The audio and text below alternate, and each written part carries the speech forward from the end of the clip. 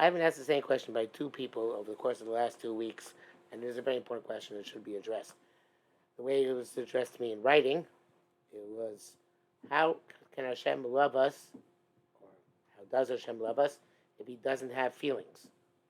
It's a very powerful question. There is a group of people, Orthodox Jews, who believe that to ascribe any emotion to HaKadosh Baruch Hu is a form of heresy, because it falls into the category of ascribing to HaKadosh Baruch Hu physical attributes, which the Rambam, in his famous Machlokes of Ravid, deems as heresy. Ravid holds to ascribe to HaKadosh Baruch Hu physical attributes is not heresy, it's just a mistake. The Rambam holds it is heresy, and there's the famous statement of Reb Chaim, allegedly made on that Rambam, that Nebuch Apikoros is Oichen Apikoros, and unfortunate Apikoros is also an Apikoros, which is a statement which in of itself requires a tremendous amount of understanding and explanation, but not for now. I personally do not believe that that's the import of the Rambam. I do not think that the Rambam actually is referring to ascribing to Kodesh Baruch Hu emotions, but rather specifically and exclusively to ascribing to Kodesh Baruch Hu physical traits. And that is because the human mind, the physical traits limit an entity, and emotions are not limiting to an entity. Physical traits limit a person or entity to a time or place, whereas emotions do not. So therefore, I do not think that the Rambam is referring to emotions, only to physical attributes.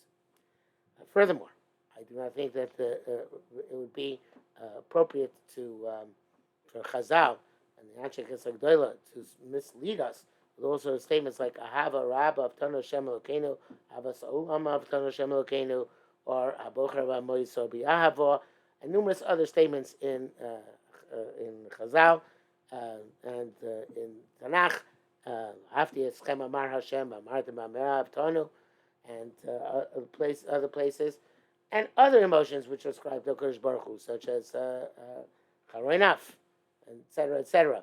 If this is leading us astray and leading us into heresy, Chazal certainly would not have wanted to lead us astray and lead us into apikorsus. So the question then remains, however, if HaKadosh Baruch Hu has no emotion, how do we ascribe to HaKadosh Baruch Hu emotion, whether it's apikorsus or not apikorsus, whether it's heretical or not?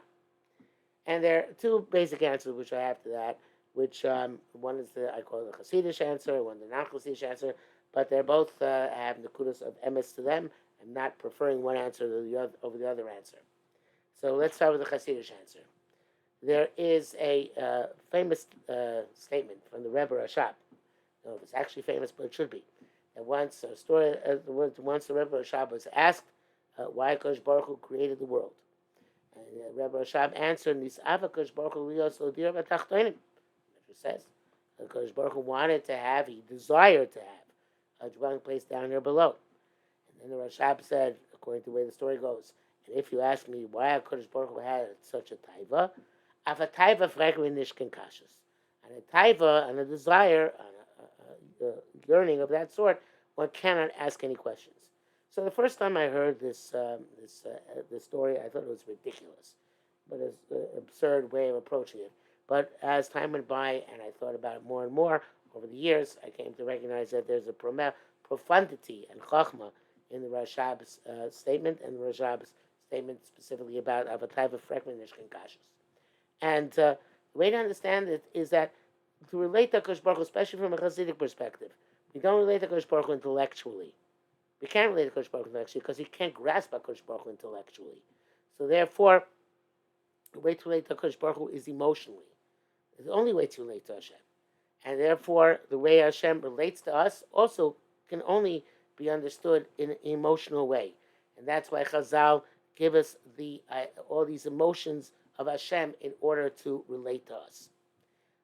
The way of understanding this is that even if HaKadosh Baruch Hu did not have emotions, within Tzimtzum, within his relationship with the world, after HaKadosh Baruch Hu restricted himself and constricted himself to act us in ways which are appropriate and capable, appropriate for us, and ways which are that we can grasp to some extent. Kodesh Baruch Hu said, "Relate to me emotionally. I will relate to you emotionally, and you will relate to me emotionally. What I am above the tzimtzum is none of your concern. Whether I actually have emotions, don't have emotions, let's stipulate I don't have emotions. Let's stipulate that the emotions are a limitation and perhaps even a manifestation which is essentially linked to physical attributes. Not sure that that's the case. I don't think that's the case. But let's say it doesn't matter because the Kodesh Baruch Hu wanted us to relate to him and to relate to us, and therefore within the Tzimtzum he relates to us as an entity which possesses emotions, harbors emotions. Emotions are affected by things that we do, and therefore we can actually say things that by doing mitzvahs we give an achas ruach to Kodesh Baruch Hu, because Hashem specifically directed us, and because He wants us to have a relationship with Him, to relate to Him emotionally. That's one answer. The second answer is that there, and this is again not Hasidic, it's more philosophical. Again, not that it's a better answer than the first one. Perhaps the first answer is a better one, but it is important to understand that we can't say HaKadosh Baruch Hu does not have emotions. We can't say about HaKadosh Baruch Hu anything. We can say what Hashem is not, but we can't say what Hashem is. And therefore, we cannot describe HaKadosh Baruch Hu and say he doesn't have emotions, because to say that is to define HaKadosh Baruch Hu, which we cannot do and we're not allowed to do. Of course, like the Maharal says, all the names that we give to HaKadosh Baruch Hu are all descriptions of our relationship with HaKadosh Baruch Hu at different levels. And even the Shem Havaya describes a relationship of chesed, of isgalus, of kindness, and of revelation. But it denotes a relationship.